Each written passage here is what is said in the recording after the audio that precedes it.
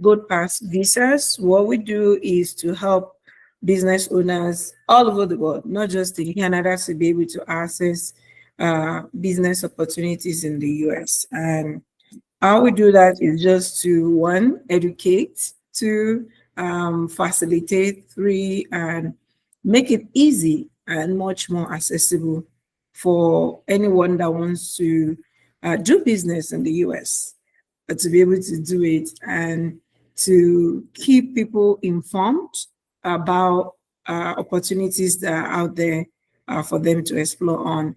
And one of the questions, the reason why we decided to right now, this January, to focus on Canadians is because we have huge opportunity and advantage because we're the closest in border in everything to the US. And a lot of people want to do business in the US. They want to expand or they want to relocate or move, and they don't know where to start. So we decided to show and tell. We've done it ourselves. So we're like, okay, let's show people how to do it and steps to take, and also keep ourselves informed rather than just following politics or what's going on out there regarding political situation, rather than focusing on the economic situation. We focus more on the political situation. So that's why we are doing this for our people. So, like I said, my name is Kemi, and before I started in this space of working with business owner that wants to expand to the US. I'm a licensed Canadian immigration consultant, so I work on different immigration programs in the last 4 years in Canada. And while we do that, we also do help people to be able to buy business in Canada or do business in Canada from other part of the world. And it's just the same playbook we are adopting it to help Canadians and other people in another part of the world to be able to access the largest economy in the world. So I have just a short presentation, but while we're doing that, feel free to raise up your hand if you have a question and I can go over your question. So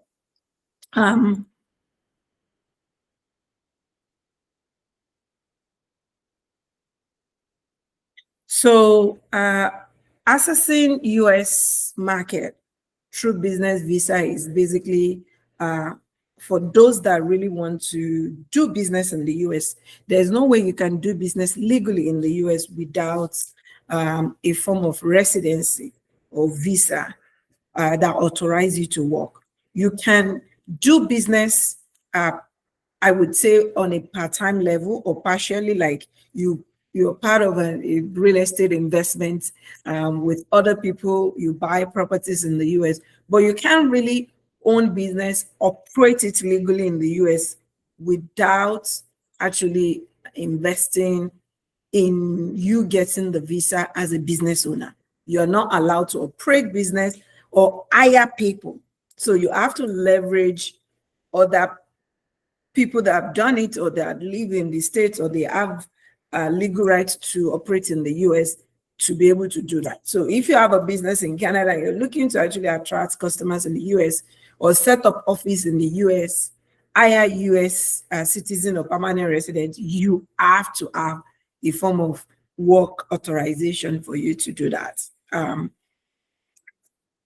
And why the US? Because for us, we want to work with data. We want to work, okay, why do you want to look into US? Why are you not investing in Canada? Canada is a great country and it's doing amazing for its citizens. But what disadvantage do we have is population against the US. US has over 400 million people. Canada has less than 40 million or 40 million each people.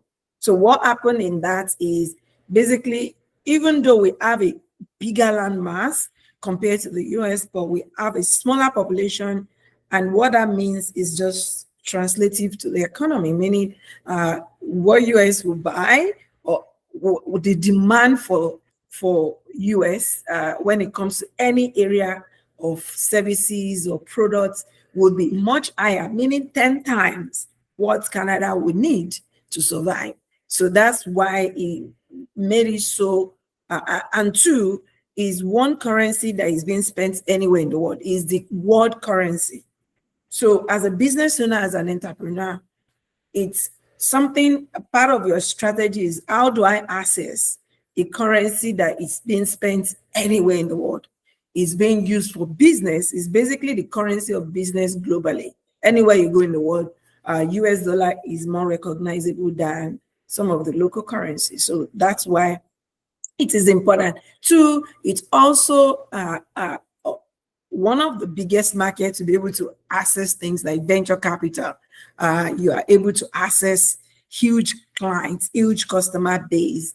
Those are the things that set you as apart. The venture capital scene and private equity scene in the US. For businesses in Canada, Tim Hortons is not owned by Canadians anymore. It's owned by US investors. So you look at global brand or any national brand in Canada, either is partly owned or fully owned by US investors. So think of that. Two, US has that leverage of that global credibility. That's why when the president speaks or say anything, everybody listens. Whatever it is, you listen, just because of that brand that US has. Two, it has a lot of small businesses, very strong small businesses and startup ecosystem. There is none comparable to any part of the world. Other part of the world, like the UAE and in Asia, you see other ones coming up, but that strong small business startup scene in US is basically incomparable. And buying business in the US, I would say, why do I want to invest my money or access the US market or invest in the US or even look into the US? Is because over 500,000 businesses today is actually listed for sale across the country, and that's on public data. So we have those that are almost double the size, is actually half the public data, meaning one-on-one, or they are not listed publicly with brokers that are like, you can access them based on relationship or based on offline markets or listed in other sources that are not, these are publicly listed data.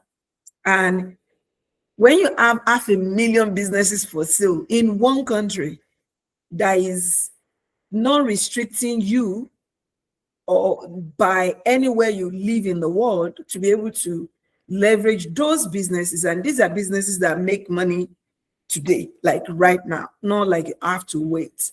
That's a huge opportunity to be able to access. And basically, part of the data that we gathered is roughly 1 in 3 small businesses owned by baby boomers. Baby boomers, we know they are in their 60s right now, are expected to exit in the next 5 to 10 years, meaning that if you're 55, 60, 65, you're looking at retiring and you own a business, you are one of the 500,000 or 1 million business owner, you may not have somebody to take over. There is no way for you to exit it and give it back to your children. Maybe they are not interested and you want to sell it. So what it means is that there's a huge market of sellers than huge market of buyers in the US right now when it comes to businesses for sale. And when we say buying business or investing in business, one thing, the huge question is this right for you? Why do you want to invest in business? Why can't I start from scratch? Why can't I do it elsewhere? Is basically you look at all the other things around you. Why is this right for you? As a business owner, you're looking at, how do I diversify? Maybe I invested in the stock market. I invested in other businesses, or I own or operate one business right now. I in consulting business, but I want to own some assets into the business.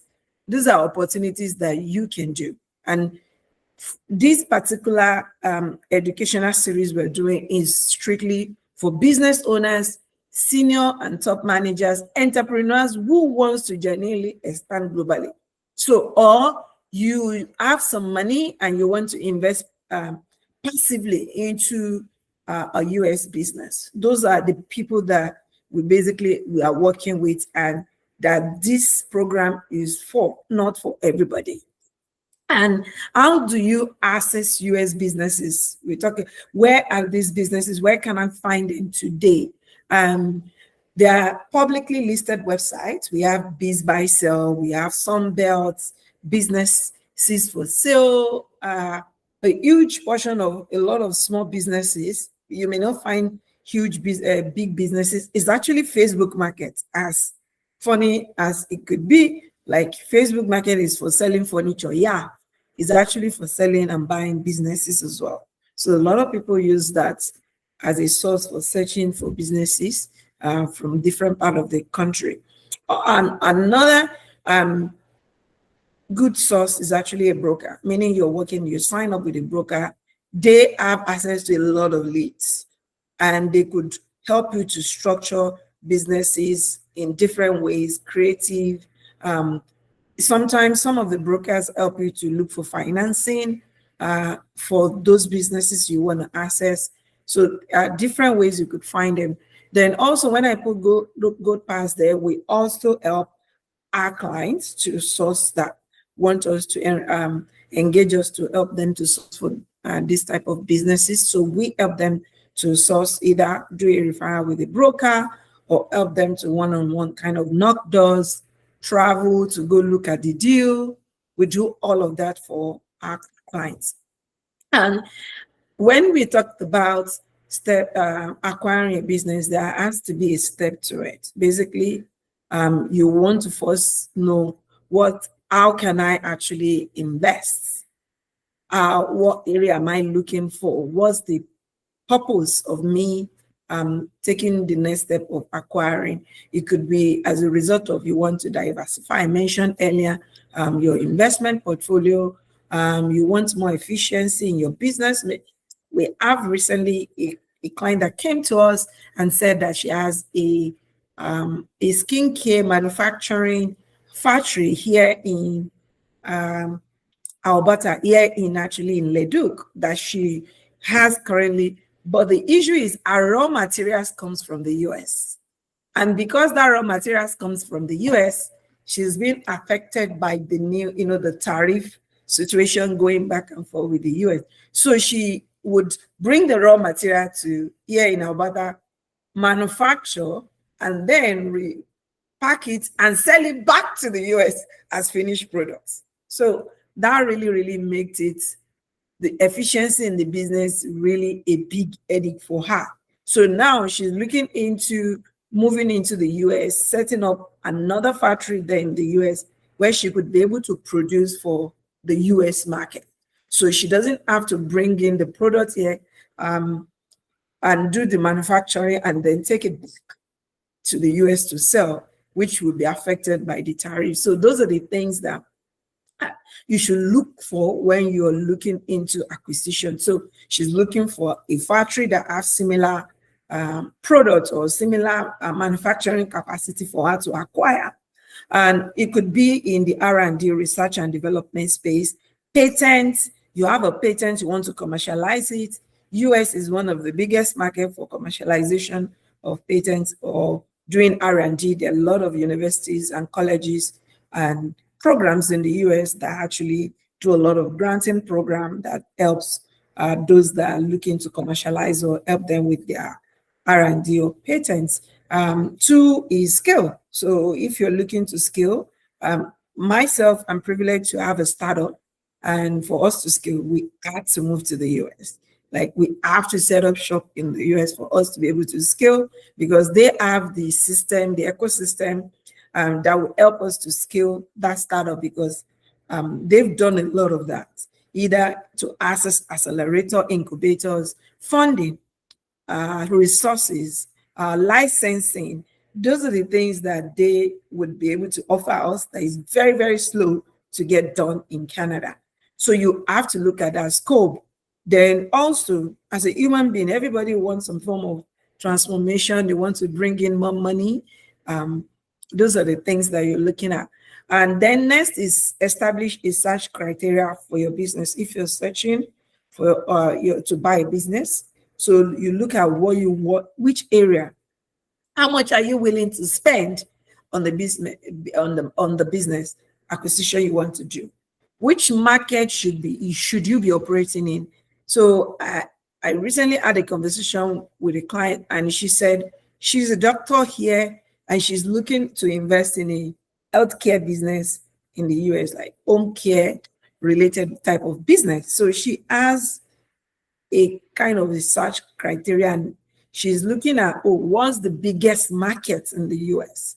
So for home care, because home care in Canada is a little bit difficult to do because it still boils down to one payer, and majorly is the government.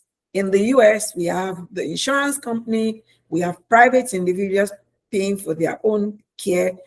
We have the government on local, state, as well as the federal level funding that. They have the military funding those type of services. So they have layers, maybe up to 10 type of customers that she would have been successful there than for her to run, oh, she's only serving government of Alberta. And if AHS said, well, we don't have funding, then our business is not going to work.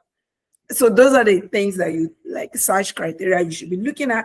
And two, what are the when we talk about market, it's 50 states. So if you're investing home care services and you're trying to start with those that have the money in hand, then you'll be looking at Miami, Florida, around Florida area. You'll be looking at California or LA. Those people have a lot of money in home, like they would pay their private, they pay anything to pay. So you look at different criteria when you're searching for market. Or if you want to go into manufacturing, you have to look at the industry. Are there factories there? Are there government support for those that bring in this type of manufacturing? What kind of client base should you have? You look at your client base, the type of customers you're serving. What's the current customers for that business that you want to invest in? What kind of synergies are you looking for? Do you already have an expert in that space, or you don't even know anything and you want to know? You're curious, you want to know and invest in that space. You want to invest in senior facility and things like that. So you want to know, and you've never been in that space. You are not a doctor, you are not a nurse, you are not a CNA. You don't know much, but you want to know. So you can look for ways to maybe partner up with somebody with some knowledge in that space and be able to use that. Thirdly, you need to do your research. Basically, either somebody is helping you, it has to be thoroughly researched before you do it.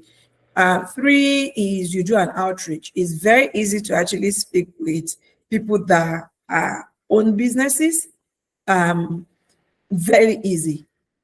You can go there, you can travel there to do basically an intro meeting. If you're using a broker, you speak with the broker. Most broker will give you an NDA. You can ask for their financials. If a business claim, we've been running for 5 years, so, yeah, they should have their IRS document to show. And our cash flow is basically, we've been doing $5 million every year, and net revenue. So that will show on their financials. So they have to present those documents.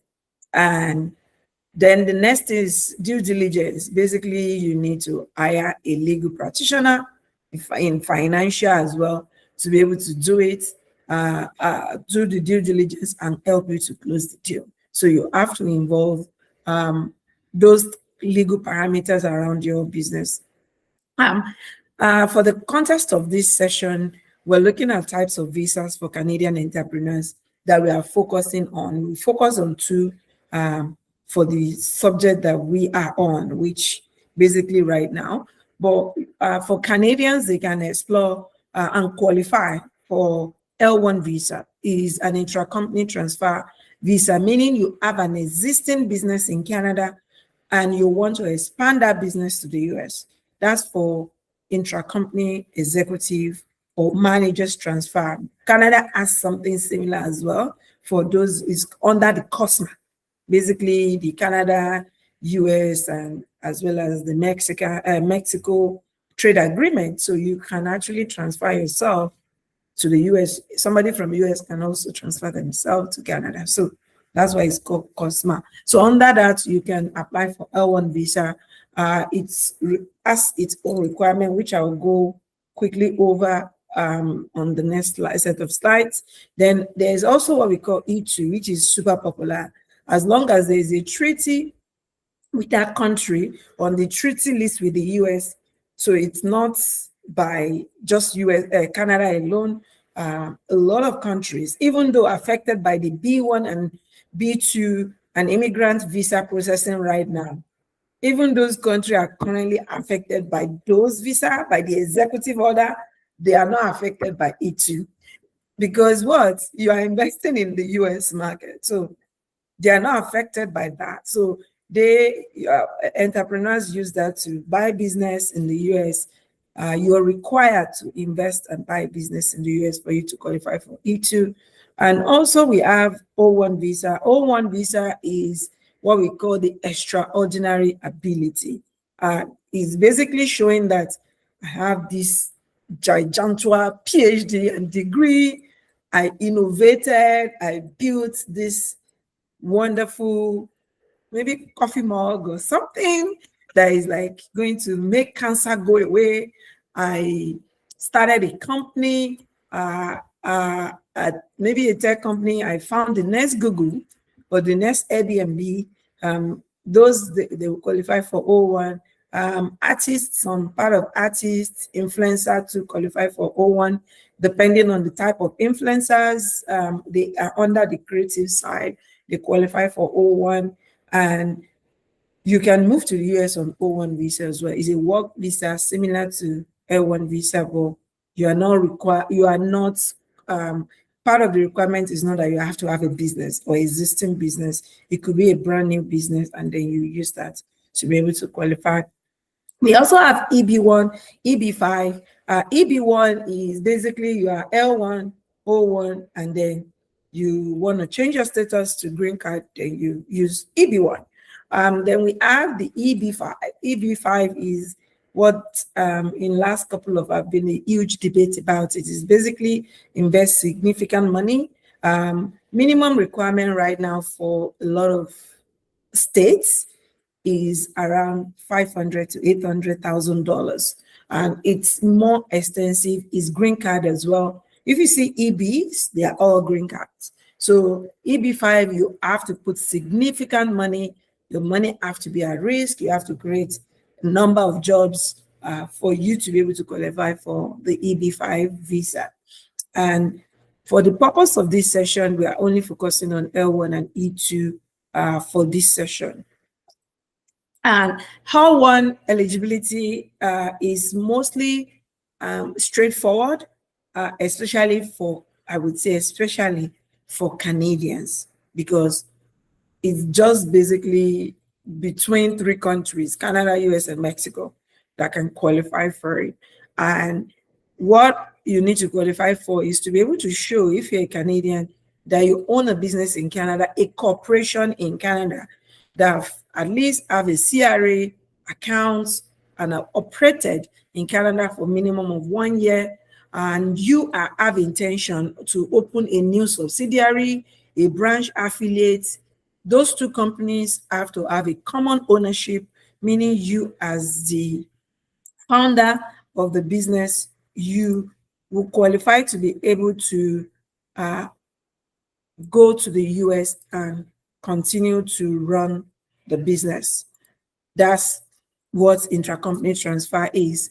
And those are the key qualification for it. And for L1 visa, for those that are married and have spouses and children, they are eligible to bring their spouse in to the US, and their spouse will get L2, which will allow them to be able to have an open work visa, meaning their spouses will be able to get an open work visa. And if they have children younger than 21, they can also have L2 visas, which allow children less than 21 to be able to go to school in the US. They can't work, but they can go and study in the US as well. So the business, of course, what we call business in our language, business expansion visa, the all one visa. Part of what would be required is basically you are basically showing them that I am the owner of this business. I am one of the managers of this business. I'm coming to the US. My company is not an application for you. You are not the one applying. Your Canadian company, which they call foreign entity, is the one applying for you to go. So basically, it's a company application, not you application. And saying that I'm sending Kemi and I'm sending Tom or Lucy to go to the US to set up the US office. So your intention is to be in the US to set up your US expansion of your business. And it is very quite fast to get in terms of the approval. For a first-time approval is for up to 1 year for a new office. So if you had set up your office before, you will get 3 years, but for the first one is up to 1 year, and also you can extend it for up to 7 years. So you cannot continue to extend more than 7 years. The first initial approval will be for 1 year. The next, when you submit again for the extension, is 3 years, and then another 3 years. If your intention was to get a green card, then when your business is 1 year old in the US, you will qualify for that green card, and you qualify for that EB1C. And it's one of the fastest paths to green card in the US. Other green card business or pathway would, of course, they are subject to the quota system of releasing the green card, but EB1C is one of the fastest routes to EB1C, to green card, basically. For Canadians, they can get approval as fast as same day, because we have the access to be able to access US through different borders and through different port of entry into the US. So you are able to get approval at certain US borders, not all of them. So there are a couple of US border or port of entry, either land or by air. In Alberta, we have Calgary Airport, and we have BC Airport. We also Vancouver Airport, BC Vancouver Airport. In Ontario, of course, we have Toronto. So we have a couple of airports and land borders that identify that you can get approval on the same day, or this will be sent to USCIS processing office, and you can request for fast processing as well. Fast processing is extra fee, but you can get it approved as little as 2 weeks if you want fast processing. Secondly, we want to talk about E2 visa quickly. This visa is an investor and entrepreneur visa. Basically, it's great for entrepreneurs, investors that just want to find a business, buy a business, or launch their own business. And maybe they don't have existing business in Canada that can help them through the L1 visa. So what it does is basically they are able to get a flexible investment amount. They are able to operate their business full-time. If somebody buy a gas station, maybe wants to run it full-time and be in the business full-time, and they can continue to renew it as long as your business meets the requirements. If you want to stay or you move to other EB5 or green card opportunities that are available to you if you want to do it. And you can also be able to bring your spouses to the US or children to the US through this visa. And the requirement is you have to be an E2 treaty country. So there is a huge list of countries that are under the treaty country. So those are not affected by all the whatever ban or executive order going on with this visa. So they are only affected by maybe those that are doing processing some immigrant visa, EBNIW, national interest waiver, and other type of um, visas like B1, B2, visitor visa, business visitor visas for those countries, because quite a number of those countries are on this E2 treaty list as well. So they are not affected. But for the context for Canada, we are one of the E2 treaty visa. So in these cases, we've seen real estate agents have used it to move to the US and be able to get US license, insurance consultants, agents, financial advisors, those that do all those type of businesses that are not in the mainstream type of business, consultants, coaches. They've used E2 to be able to do it. They've used L1 too. So it all depends on how it's structured. Also, you must put your money at risk. Basically, you have to be able to show that you have this 50K, 60K, 100K, I'm investing in the US. Do I have somebody join or? Yeah, that was me. Oh, okay. All right. So I would move to basically what you can do in the US is basically what all these visas can help you to do is basically why we're all here as in, or why you want to be an entrepreneur is basically you want to have a certain lifestyle, or you want your money to work for you. That's why you want to expand or invest, or looking for opportunities, or you want to move to a much more warm-up places. Maybe that could be your reason. What this would do for you is basically when you get a visa, a work visa, it helps you to be able to run your company legally. You're not running through a third party. You're not investing in the US through a third party. You can be there and easily do things legally in the country without having to be asked, do you have social security number? Do you have a US address? Before you can open a bank account, you are legally able to sign contracts. You can bid for businesses. You can get government contracts that would otherwise you won't have gotten. You can legally hire people to work for you. Right now, as a Canadian, we can't. We are not allowed to do that, except we do it as a remote worker. But to legally go into the US and hire people for our business in the US, we can't. So it's just, we can't sign any documents that has to relate to hiring US workers. So those are the things. Two, also spouses can work, spouses can move with you, children can go to school. So it basically helping you generally continue to live or upgrade your lifestyle. Looking at, because the context of today is just to look at the context between the L1 visa and the E2 visa.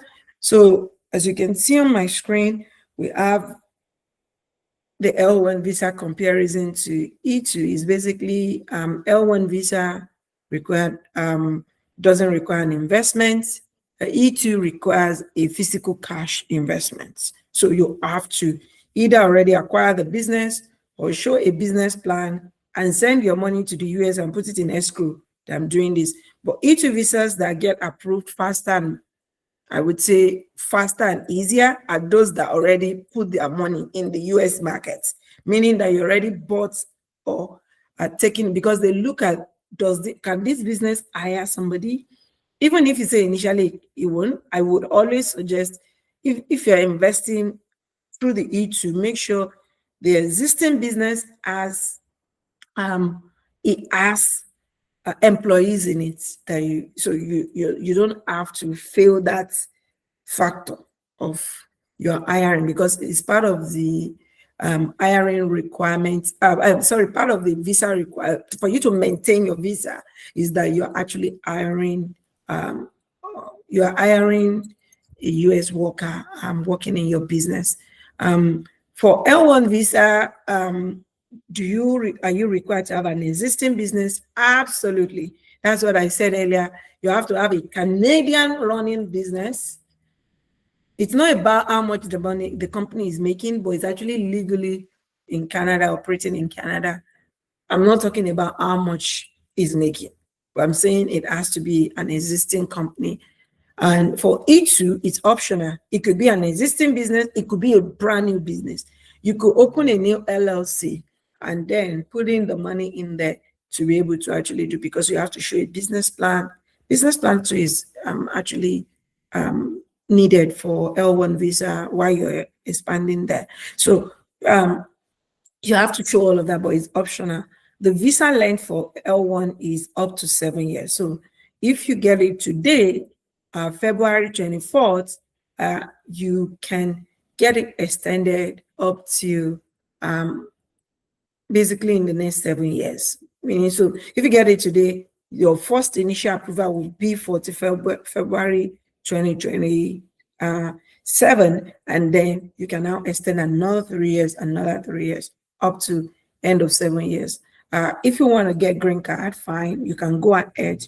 After your business has clocked 1 year in the US, your business will now reapply and say, we want this executive to stay permanently in the US, and then you'll be able to get it. But your business have to show that they have operated in the US for minimum of 1 year.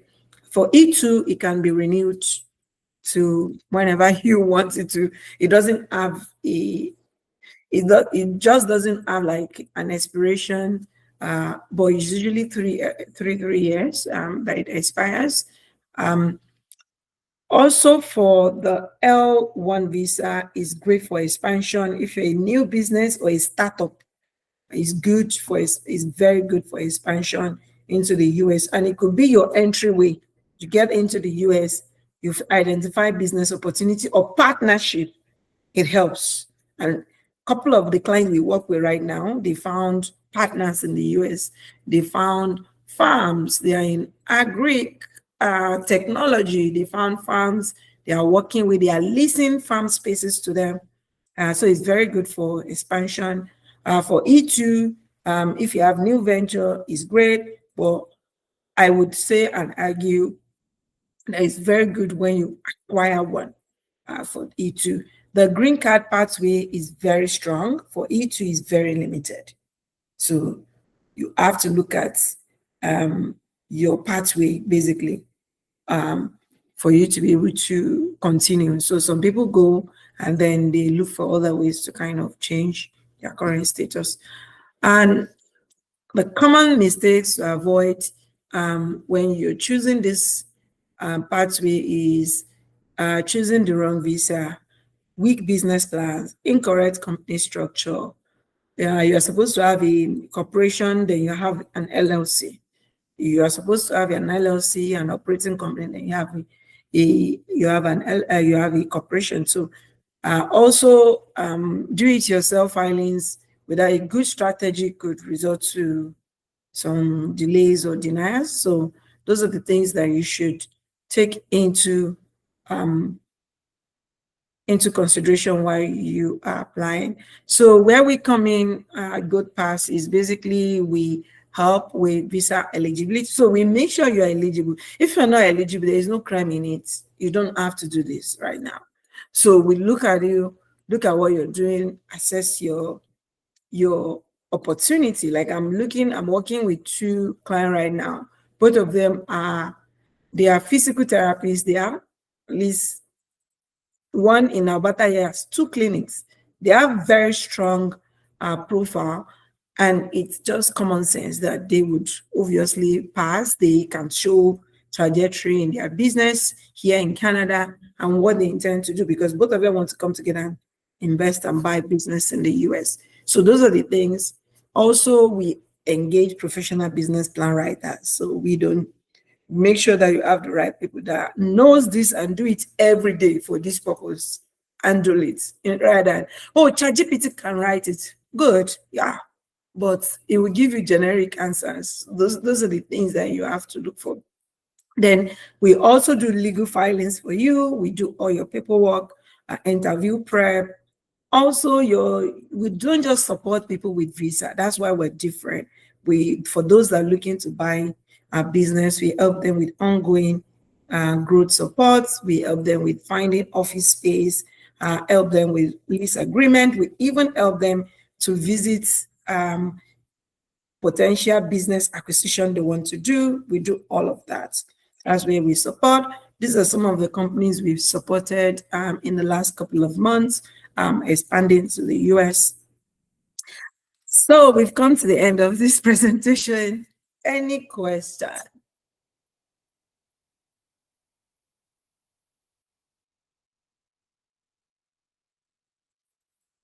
It's okay to feel free to unmute yourself and ask your question. I know we may have quite a number of questions. Thank you for the presentation, Kemi. It was really You're welcome. yeah, quite informative. I don't know if I missed the information when you said it, but I'm a little curious about the L1 visa you said. So is it mandatory to hire the people? Definitely not everyone, but of course, Americans, or you can bring some of your own workers with you. I'm asking because if my kids peradventure are over the ages of study, like can the company sponsor them to come along, that kind of a thing? So if they are above 21, is that what you're saying? Yes, yes, like yes. Well, for US, right now, if you're applying for the L1 visa, your dependents, just like in any country, we have what we call dependents. So in Canada, we have dependents that must be not more than 22 years. So they have to be 22 and below. So they have to be less than 22. In US, is 21 and below. So meaning they have not turned 22. That's when they count as what we know as dependents. So after that, they are feel free to get their international student study visa if they want to go study after they are 21 to the US. But before then, they would come under you as your dependent as long as you're on that work visa. But when you know, let's say before they are 21, you apply for green card, they all get the green card because they are still your dependents. I don't know if that answer your question. Yeah, yeah. So, but is the company also? I don't know. That's why I said I don't know if I missed this information. Is the company mandated to hire Americans, or they can bring some of their people, like apart from the For, people setting up the company over there? for Like, E2 visa, yes. okay. L1 visa, it looks nice for your renewal. If you have American, if you want to keep extending your, let's say you did the first year extension to the 3 years, at least after 3 years, the purpose of your business in the US is to be able to hire Americans. So you should be able to show that, like Canada too has it in their immigration business visas, that you have to hire Canadians. So the same thing. So you can bring anyone from any part of the world to work for you on L1 visa. So it's not only for the founder or the CEO, as long as that staff you're bringing in is in a managerial role. Okay. So it doesn't have to be initially, it doesn't have to be an American. As long as you can prove this individual has worked for me in Nigeria for 5 years or for 2 years for this company. Now I'm applying to bring them here so that they can help with our expansion in the US. They are the general manager of this company. As long as you can prove they were working for you from Nigeria, you can bring them on L1 visa to the US, on a US, come to a US company on L1 visa.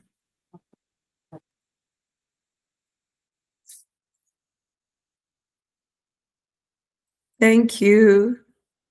Thank you, Mr. Shiri. Any question?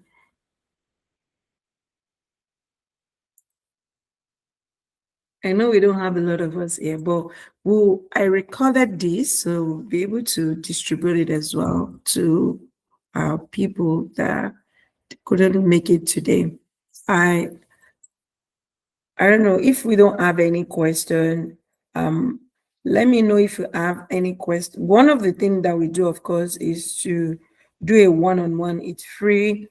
40 minutes booking with outline. So feel free to email us or go to the website and book a meeting, and then we would um, set up a time and kind of go on one. So that's when we kind of you'll be able to let us know what you need, what your situation is, and then we can be able to support you.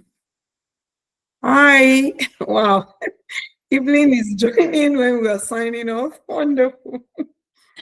Yeah, hello everyone. I'm sorry. Yeah, so so when I got this time, I already had lots of things booked.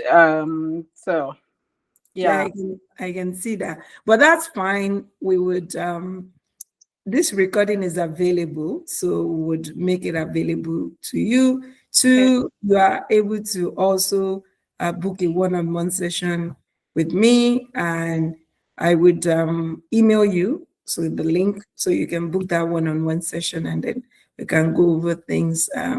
I know Saturday sometimes could be a very busy day, so thank you so much for joining. I would we'll have another session next week Saturday.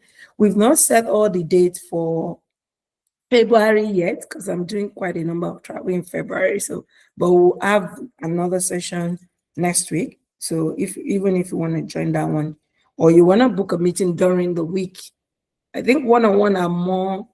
I felt we can't do a one-on-one for everybody, but when people have strong interest, we'll do one-on-one so that we are able to help them analyze what they needed, Okay. steps to take, and be able to give them more informative, make more informative decision concerning what they needed to do and next step forward.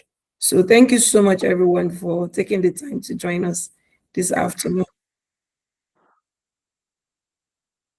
Oh, okay. Early morning or late evening. Okay, we'll look at the time. Or late evening might be good. Okay. All right. We'll put that into yes. Yeah. Thank you so much for the feedback. Really appreciate. All right. Okay. We'll put that into yeah. Thank you very much, Mr. Ashur. Thank you, Evelyn. Thank you, Chideye, for joining. Thank you. I'll connect with you, Madam Evelyn, later. So thank you Okay. so much. Thank you. Thank Yeah, you. Thank Mr. you, Ashur, Candy. thank you. Thank you so much. Thank you, everyone, for joining.